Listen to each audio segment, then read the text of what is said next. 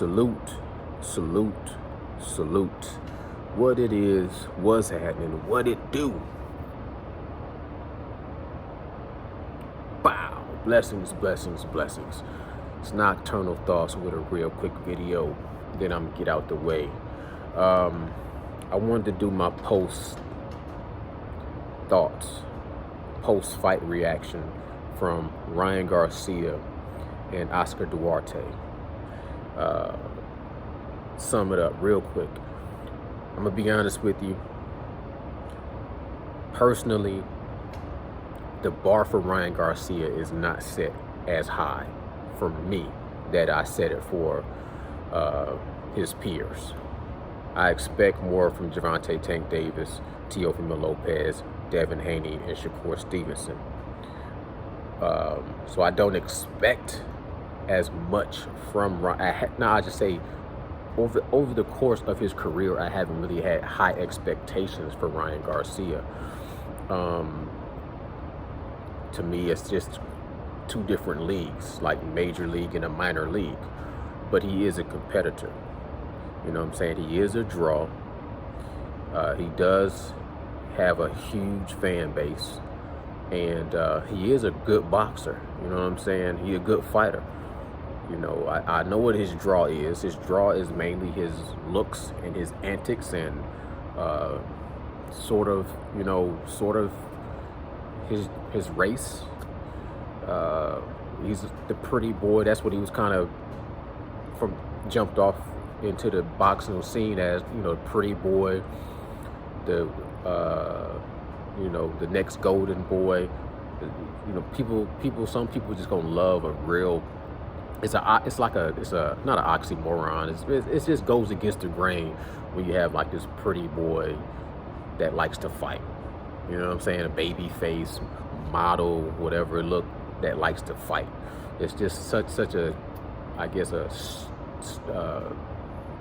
start or complete change. This is such a polarizing thing that people somewhat are fascinated with it. Even though he might not be the best fighter, it's just the expectations for him. You know what I'm saying? Like people think he get hit in the face and get a black eye, he's just gonna quit. And so when he shows a little bit of heart, it's gonna go a longer way than somebody that, you know, is not really revolved around, you know, his looks.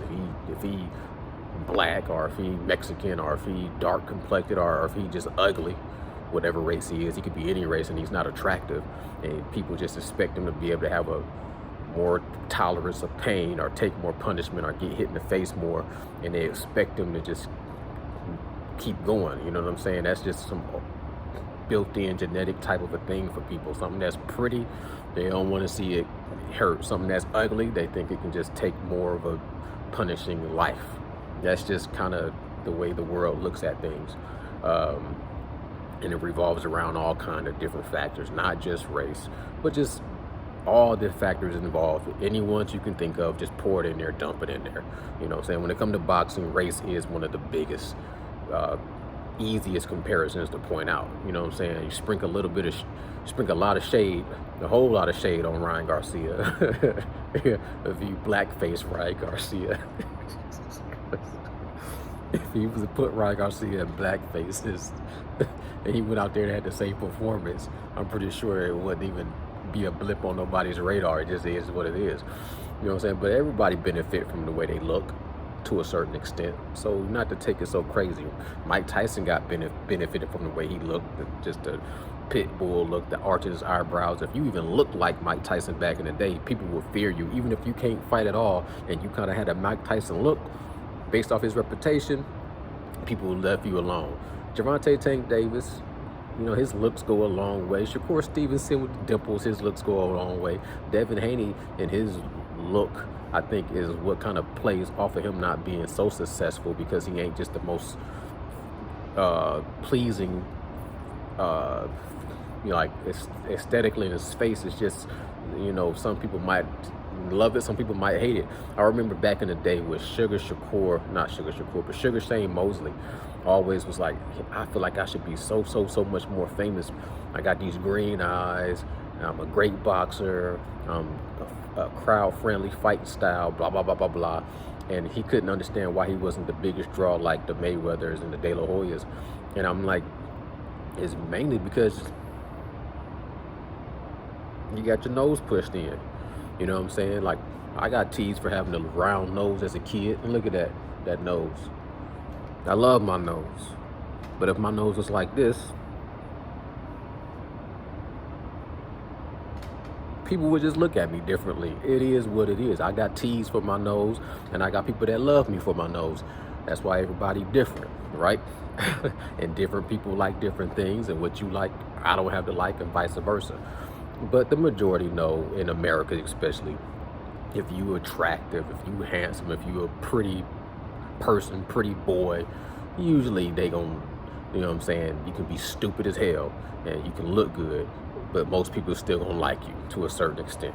And Ryan Garcia can get away with a whole lot more shenanigans just based off of his looks. Now let's talk about his fighting.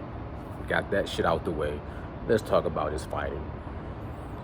His fighting style, to me, is always going to be a lower level style, but he do got that power. I cannot deny, I never have denied, his power is there, with his hooks especially. You know what I'm saying? I was looking at Duarte to see, like, was it just wear and tear? Was it an accumulation of punishment? Or going into the 8th round, was he still fresh and on his toes and bobbing and weaving? And from what I could see, Duarte looked good going into the 8th round. He looked just as energetic and looked like he, you know what I'm saying, just had just the same amount of bounce to him.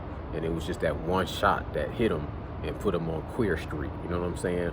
So it's like that power is there, and it can carry into the later rounds. So you see him trying to work on some things and iron out a whole lot of kinks that he has working with Derrick James. You seen him trying to fight off the back foot. You seen him try to do Philly shell or shoulder roll. People criticizing that like crazy.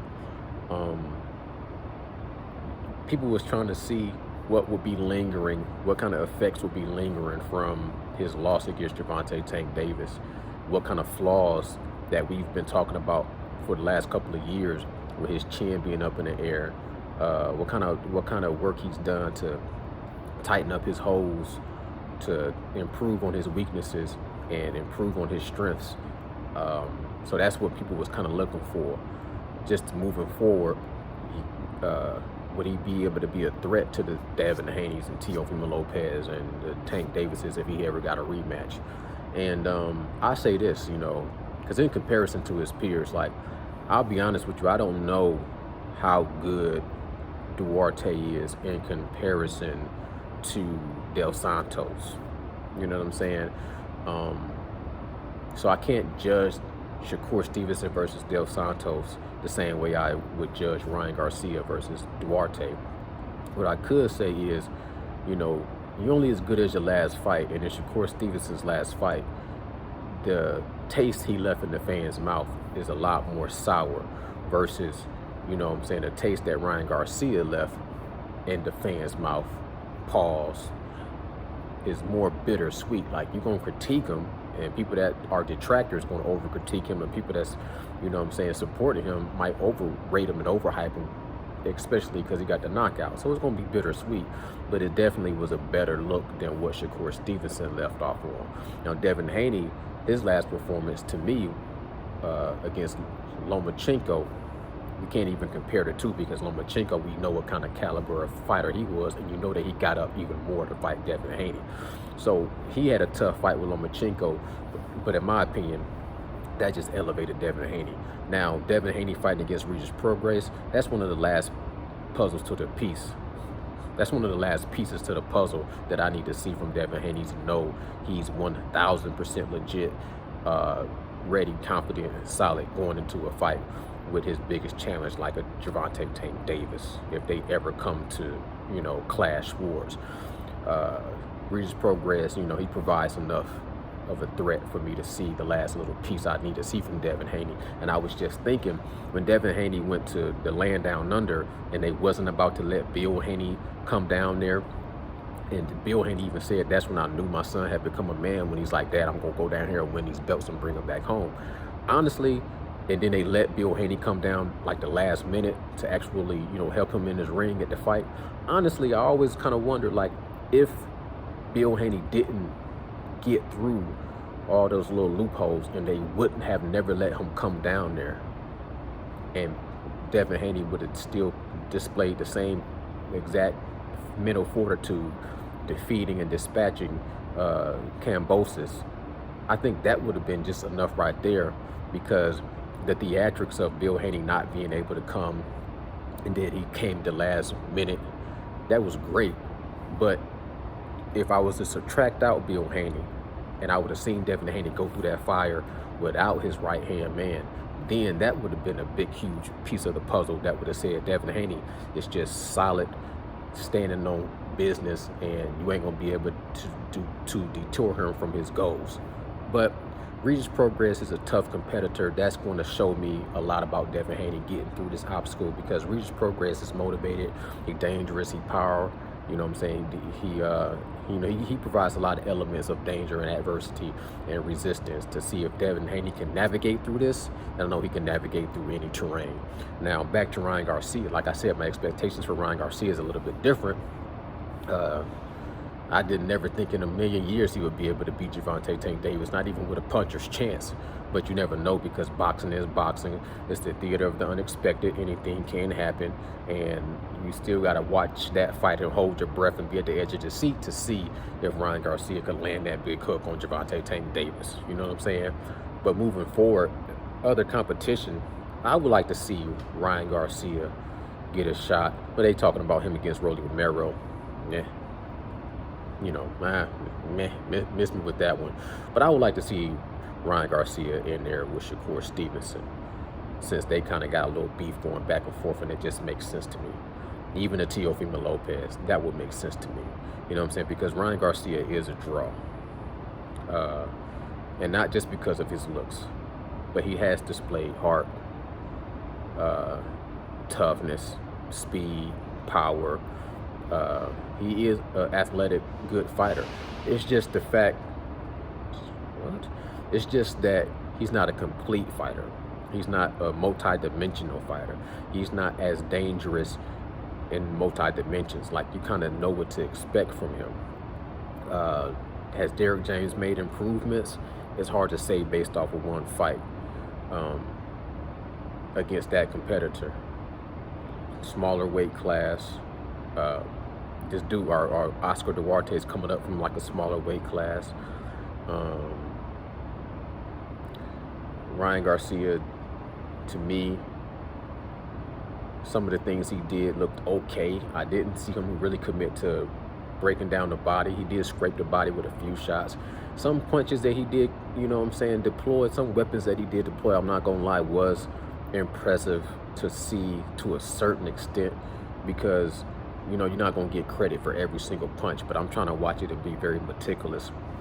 And like I said, the bar is not set high, so if he jumps over that bar a little bit, then I got to give him credit for that, you know what I'm saying? Because I'm like, I don't expect to see a whole lot from this dude, except for coming in there with the hook, trying to knock you out.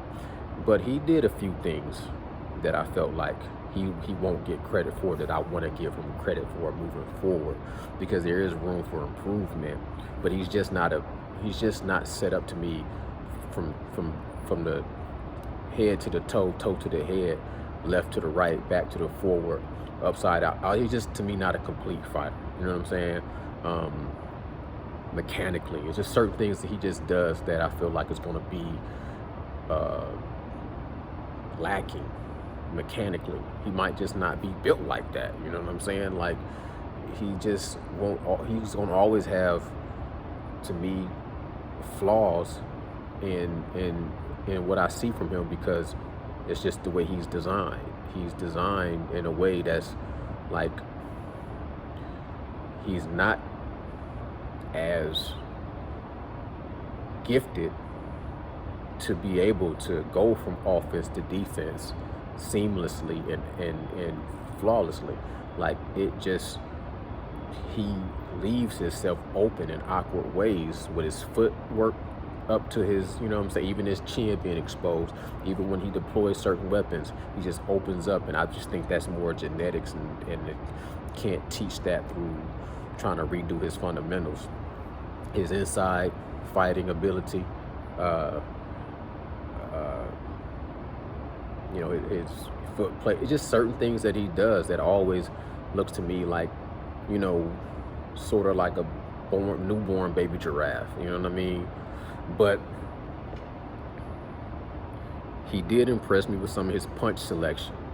I just think like he's one of those fighters that's from the waist up. He is built in a certain level of danger. Like, he can beat the elite if he's absolutely 100% perfect, which is hardly ever for a fighter. But to me, when I think of Ryan Garcia, I just think of a couple of notches below the best of the best as far as his speed, reaction time, defense, the transition from offense to defense, the footwork, his IQ, certain punch selections. Like, he just don't have a full artillery of punches. He do have a good level of weapons. And I ain't gonna say his jab was there. You know what I'm saying? I just don't think that, he's definitely not as dynamic. He's not going to be able to be as dangerous, you know what I'm saying, all the way around dimensional wise. Like, you see that he's going to try to bail himself out with that hook almost every single time. You can see once you really put pressure on him, if you do have power, defensively, he still is somewhat uncomfortable. He'll show some heart though. So overall, I'm going to say that's like a B performance, or C plus or B minus type of a performance. But at the same time, it kind of has to get an A in comparison to what Shakur Stevenson did against Dos Santos. You know what I'm saying? It kind of got to get popped up a little bit of a notch when I think about Devin Haney versus Lomachenko, you know, in consideration. And even with Teofimo Lopez against Josh Taylor, that was a great performance. Josh Taylor, to me, Teofimo Lopez, to me, just the way he was able to dominate Josh Taylor, he set himself apart. And then you got the cream of the crop, in my opinion, right now, Gervonta Tank Davis. But their competition has been different.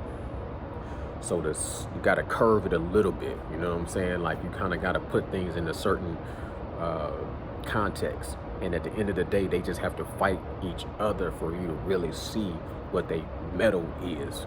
Like, we seen with Ryan Garcia, we seen what the mettle was when he fought against Gervonta Tank Davis. You know, put the excuses to the side, right? But let's see Shakur Stevenson fight against Gervonta Tank Davis. Let's see Shakur Stevenson fight against Devin Haney. Let's see Shakur Stevenson fight against Ryan Garcia. Let's see Shakur Stevenson fight against Teofimo Lopez. I know that's a different weight class, but you know what I'm saying. Let's see Tank fight Teo. Let's see Tank fight Haney.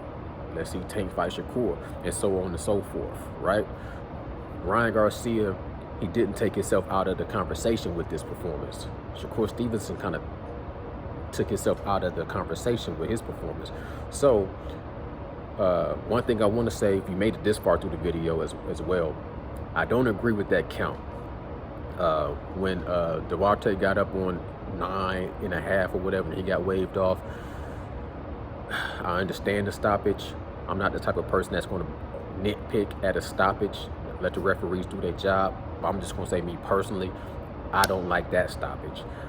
It makes me think of like when Deontay Wilder knocked out Tyson Fury, and West let him get up, walk this way, walk that way, give me your hands, look in your eyes, touch your nose, rub your stomach, rub on your top of your head, say baby bumpers, you know what I'm saying? They let him do all kind of DUI tests before he engaged him back into combat. Same thing he did with Jamel Charlo when he knocked out Tony Harrison. Tony Harrison got caught with that shot, fell all the way back into the ropes, fell down, He let him get back up. Jermell Charlo hit him with an uppercut. His head snapped back into the crowd. He fell down. West let him get back up. Jermell Charlo up on the rope celebrating. And he come back and wave him into the fight. Then he just hit a few little barrage of punches that didn't do a lot of damage, and he waved it off. You know what I'm saying? You think of